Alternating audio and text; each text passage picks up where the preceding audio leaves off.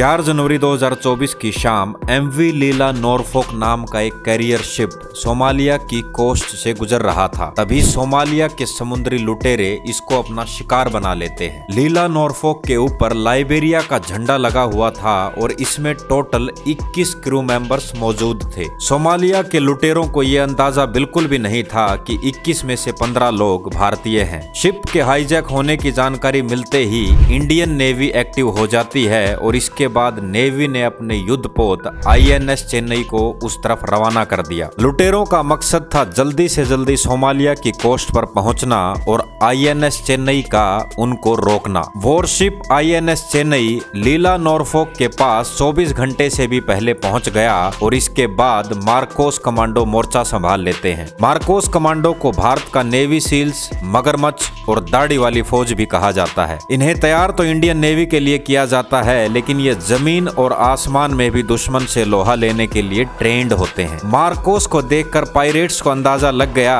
कि उनसे बहुत बड़ी गलती हो चुकी है और चंद ही मिनटों में मार्कोस ने पूरे जहाज को सैनिटाइज करके क्रू मेंबर्स को आजाद करा लिया और मिशन सक्सेसफुल रहा। आज की वीडियो में हम हिंद महासागर और उसके आसपास के लुटेरों की इंटरेस्टिंग कहानियां और उनका इतिहास जानेंगे।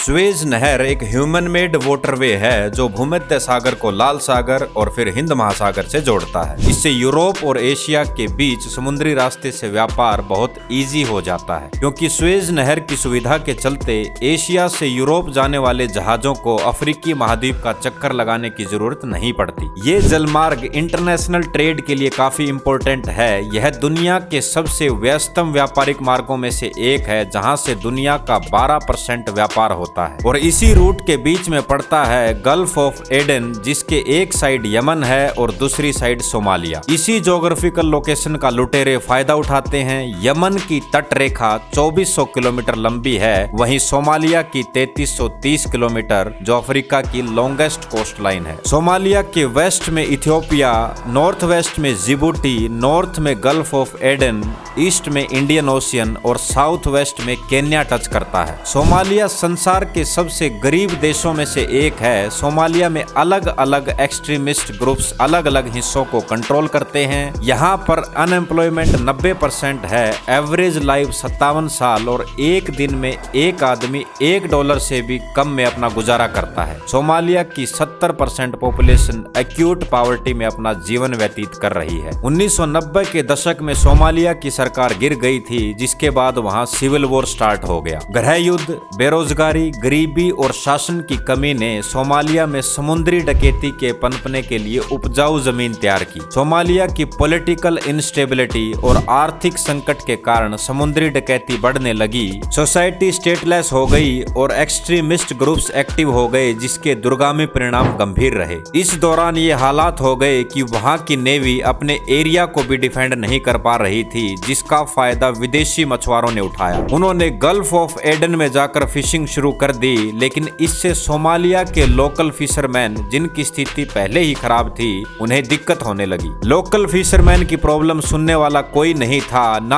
आर्मी और ना ही नेवी, तो उन्होंने खुद ही हथियार उठा लिए। सोमालिया के कुछ गुटों ने छोटे बोट और मोटर बोट से विदेशी मछुआरों को बंधक बनाना शुरू कर दिया। इसके बाद इन मछुआरों को एक रकम लेकर छोड़ देते थे। फिर उन्होंने व्यापारी जहाजों को निशाना बनाना शुरू कर दिया। इन डाकुओं ने व्यापारी जहाजों को अगवा कर उनकी कंपनियों से बड़ी रकम वसूलना शुरू कर दिया। 1998 में पहला बड़ा पायरेसी का केस सामने आया, जिसमें लुटेरों को $300,000 मिले, जिससे उनके हौसले बुलंद हो गए। इन पैसों से उन्होंने AK-47 और स्पीड बोट्स खरीद ली और अपने आप को एडवांस कर लिया। 2002 से 2010 के बीच सोमालियन पायरेट्स का काफी दबदबा रहा।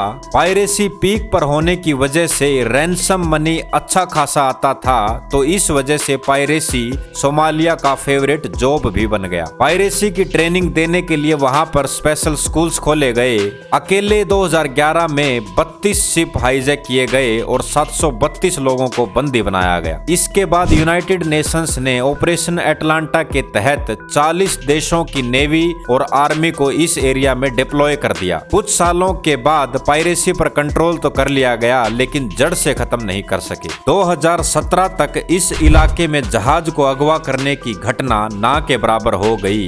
इतना ही नहीं, जनवरी 2023 में इस इलाके से हाई रिस्क एरिया का टैग भी हटा दिया गया। लेकिन नवंबर 2023 से सिनेरियो फिर चेंज हो चुका है। अमेरिकन नेवी की सेंट्रल कमांड के अनुसार नवंबर 2023 से जनवरी 2024 के बीच रेड सी वाले एरिया में करीब 30 मर्चेंट शिप पर अटैक हुए हैं। इन अटैक्स में मेन रोल यमन का माना जा रहा है। यमन का हूती मिलिटेंट ग्रुप सोमालियन लुटेरों से भी काफी एडवांस है। इनके पास ड्रोन्स हैं, हेलीकॉप्टर्स हैं और पायरेसी में एंटी शिप बैलिस्टिक मिसाइल का भी इस्तेमाल करते हैं। हूती विद्रोहियों का दावा है कि वे गजा में इजरायली युद्ध का विरोध करने के लिए इजराइल स्थित जहाजों या इजराइल की ओर से जाने वाले जहाजों को निशाना बना रहे हैं। यमन के हूतीज को ईरान की फुल सपोर्ट है और ईरान इजराइल के खिलाफ है। हूती विद्रोहियों ने पहले इजराइल पर अटैक करने की कोशिश की, जिसमें वो सफल नहीं हुए, तो उन्होंने फिलिस्तीन को सपोर्ट करने के लिए ईरान की मदद से लाल सागर से गुजर रहे इजरायली जहाजों को टारगेट करना शुरू कर दिया। नवंबर 2023 में यमन के अदन बंदरगाह के नजदीक इजरायली कारोबारी के ओनरशिप वाला सेंट्रल पार्क टैंकर हमलावरों ने अपने कब्जे में ले लिया, जिसको अमेरिकन वॉरशिप ने बाद में फ्री करवाया, जिसमें सारे क्रू मेंबर्स को बचा लिया गया। नवंबर 2023 में ही गैलेक्सी लीडर नाम के जापानीज और इजरायली ओनरशिप वाले जहाज को हूती ने 25 क्रू मेंबर्स के साथ किडनैप किया। फिर अगले दिन किडनैपिंग की एक वीडियो भी जारी की। अभी तक इन मेंबर्स की कोई जानकारी नहीं है। बाद में हूतीज ने जहाज को एक टूरिस्ट प्लेस में बदल दिया, जहां पर लोग इसके साथ सेल्फी ले रहे हैं और जहाज पर हमास के फेवर में स्लोगन भी लिखे गए हैं। जिस तरीके से जहाज को किडनैप किया गया है, उससे अंदाजा लगाया जा सकता है कि हूती कितने पावरफुल हैं। इजराइल ने ईरान को जिम्मेदार ठहराया है और कहा है कि हूतीज को हथियार और ट्रेनिंग ईरान ही दे रहा है। इन विद्रोहियों ने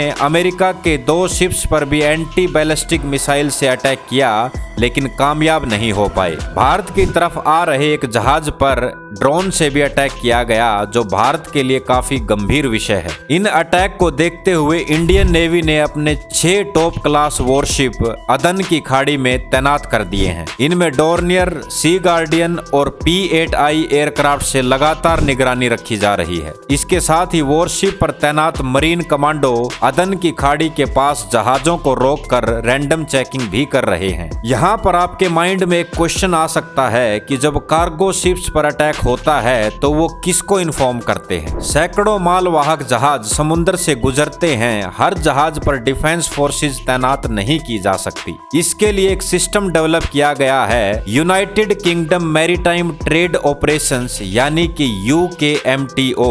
व्यापारिक जहाजों के लिए वॉलंटरी रिपोर्टिंग सिस्टम है। हिंद महासागर, विशेष रूप से लाल सागर और अदन की खाड़ी से गुजरते हुए मालवाहक जहाज जब भी कोई खतरा महसूस करते हैं तो वो इस पोर्टल पर मैसेज डाल देते हैं, जिससे उनकी लोकेशन ट्रेस करके नेवी उनको इमीडिएट हेल्प पहुंचा देती है। हाल ही में हुए हमलों को लेकर यूनाइटेड नेशंस, USA, इजराइल और इंडिया काफी चौकन्ने हो चुके हैं। इंडिया और USA ने अरब सागर में सिक्योरिटी बढ़ा दी है, वहीं इजराइल ने सुएज कनाल की बजाय लैंड रूट ऑप्ट कर लिया है। सभी देशों को एकजुट होकर मैरीटाइम एंटी पायरेसी लॉ को सख्त बनाना चाहिए और सोमालिया जैसे देशों में पायरेसी के मुख्य कारणों पर फोकस करना चाहिए। अगर UN सोमालिया में पॉलिटिकल स्टेबिलिटी, एम्प्लॉयमेंट, एजुकेशन और ह्यूमैनिटेरियन एड प्रॉपर प्रोवाइड करवा दे तो वहां पायरेसी को कंट्रोल किया जा सकता है। वीडियो इंफॉर्मेटिव और इंटरेस्टिंग लगे तो लाइक और शेयर करना ना भूलें और चैनल को सब्सक्राइब भी जरूर करें, क्योंकि आपका सब्सक्रिप्शन मेरे लिए मोटिवेशनल होता है। जय हिंद।